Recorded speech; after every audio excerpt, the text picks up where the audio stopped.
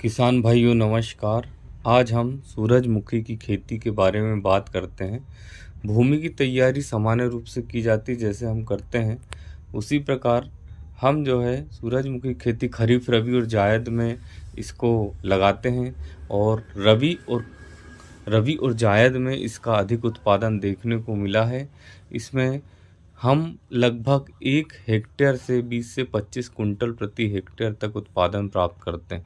सूरजमुखी का तेल इसकी उत्पादन अधिक होने के कारण इसका प्रयोग किया जा रहा है और लागत कम आती है। कीड़ों की प्रकोप कम देखा गया है, बीमारियों का प्रकोप कम देखा गया है, जिसके कारण किसान भाइयों ने इसको बहुत आसानी से अपने खेती में समावेश किया है।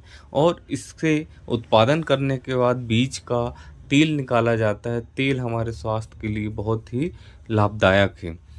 इसको खाने से, उपयोग करने से हमें हृदय संबंधित रोगों से हम बचे रह सकते हैं। अतः इसकी खेती हम आसानी से कर सकते हैं। बीज दर की बात करें हम तो यदि हाइब्रिड बीज है हमारे पास तो 5 से 6 केजी प्रति हेक्टेयर हमें लगता है, और सामान्य बीज है तो लगभग 10 केजी प्रति हेक्टेयर की मात्रा हमें लगती है। और इसके अलावा इसका जो समय है इसकी बात हमने कर चुके हैं। लगभग लाइन से लाइन की दूरी बात करें तो 45 सेंटीमीटर, और पौधे से पौधे की दूरी की बात करें तो 15 से 20 सेंटीमीटर हमें रखना चाहिए। और उर्वरक की मात्रा नाइट्रोजन 80 केजी, 60 केजी फास्फोरस और पोटाश 40 केजी प्रति हेक्टेयर पर्याप्त मात्रा में हो जाता है। इसमें हम यदि पौधे के पास में यदि हम उर्वरक देते हैं तो बहुत अच्छा हमें उत्पादन प्राप्त होता है। सिंचाई की व्यवस्था करें तो लगभग 3 से 4 सिंचाई इसमें पर्याप्त होती है। और सिंचाई तभी दी जाए जब हमें लगे कि हमें पानी की कमी दिखाई दे रही है। हल्की सिंचाई भी आप आसानी से कर सकते हैं। निराई गुड़ाई भी करना आवश्यक है आपको अधिक उपज प्राप्त करने के लिए, है ना। मिट्टी की मात्रा आप ऐसे चुनना चाहिए जिसमें कि अतिरिक्त पानी आसानी से निकाला जा सके। और सनफ्लावर में हमने देखा है ये परिसेचन क्रिया अति आवश्यक होती है, अर्थात इसमें मधुमक्खी या कीड़ों के द्वारा संचरण किया जाता है, जिससे फूलों का आकार बढ़ता है, उत्पादन बढ़ता है और हमें अधिक लाभ मिलता है। इसमें फसल की सुरक्षा का हमें ध्यान रखना बहुत आवश्यक है।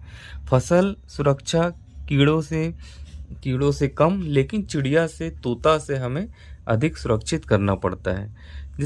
जैसे ही फूल बड़े होते हैं उसके बाद वो चिड़िया या मिट्ठू इस पे आकर के बैठते हैं और इस पे अपना चोंच मार के पूरे फूल को डैमेज करते हैं। अतः उस समय हमें थोड़ा हल्ला या कोलाहल करने वाले यंत्रों का प्रयोग करके उनको भगाना चाहिए। सुबह के समय देखा गया 7 से 9 बजे, शाम को देखा गया है 5 से 7 बजे के बीच में ऐसा हमें आवश्यक रूप से करना चाहिए।